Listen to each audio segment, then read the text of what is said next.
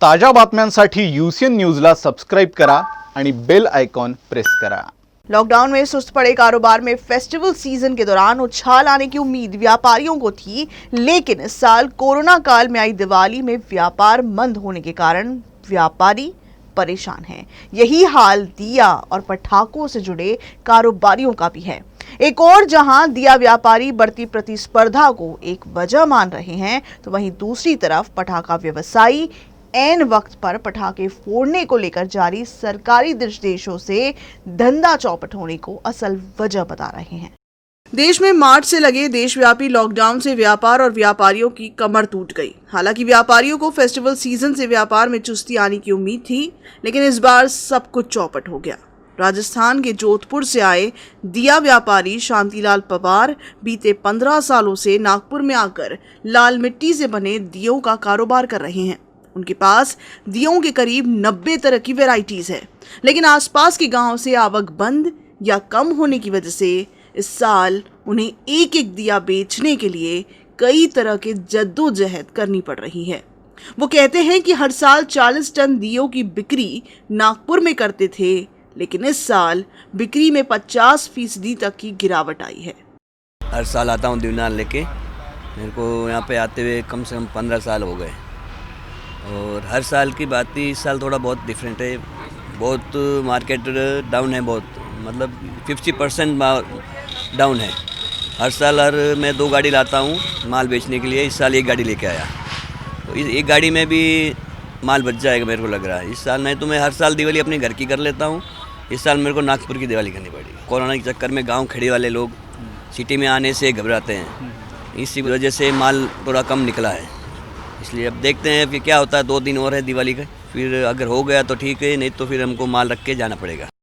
दूसरी तरफ दिवाली पर पटाखों की भारी मांग होती थी, लेकिन इस साल कोरोना के चलते नागपुर मनपा ने पहले ही तेज आवाज वाले पटाखों को नहीं फोड़ने का फरमान जारी कर दिया है।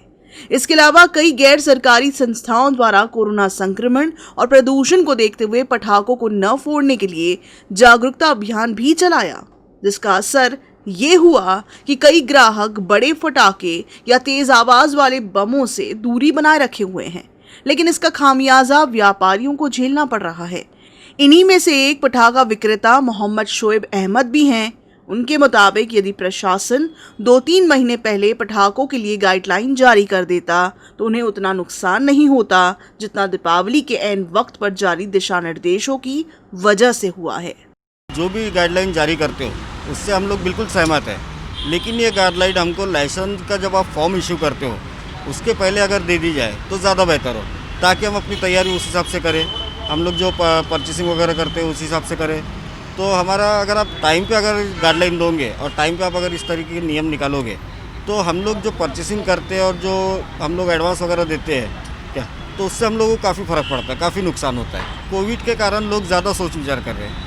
कारण ये है कि जैसे 3 महीने अपने यहाँ लॉकडाउन लगा हुआ था, उसके कारण लोगों के पास में पैसे नहीं है, तो जो आदमी पहले 500 रुपये खर्च करने की कैपेसिटी रखता था, आज वो 100 रुपये और 200 रुपये खर्च कर रहा है। तो उससे हम लोगों के व्यापार पे काफ़ी फ़र्क पड़ा हुआ है। कई सालों से व्यापार करते हुए आ रहे हैं, तो इस व्यापार को हम लोग कोविड के चलते हम बंद नहीं कर सकते। अब हमारे को आगे भी अगर ये व्यापार करना है तो इस बार प्रॉफिट ना सही, लेकिन व्यापार तो करना पड़ेगा, ताकि हमको इस साल नहीं आने वाले साल इसका रिस्पॉन्स कुछ मिले। इसके अलावा पटाखों की बिक्री कम होने से ऐसा लग रहा था कि दीपावली में अन्य चीजों जैसे लाइटिंग, कंदिल, रंगोली की बिक्री बढ़ेगी, लेकिन इन व्यापार पर भी कोरोना मर्ज का असर साफ साफ तौर पर दिखाई दे रहा है। हालांकि बाजार में खरीदारों की भीड़ जरूर है, लेकिन पिछले साल के मुकाबले इस साल विक्रेताओं की संख्या दुगनी हुई है। दरअसल लॉकडाउन में नौकरी चले जाने से कई लोगों ने आमदनी के लिए सीजनेबल चीजों के व्यापार का रुख किया, जिससे बाजार में बेवजह प्रतिस्पर्धा बढ़ी और ग्राहकी प्रभावित हुई। कैमरामैन रजत के साथ फैजल खान, यूसीएन न्यूज़, नागपुर।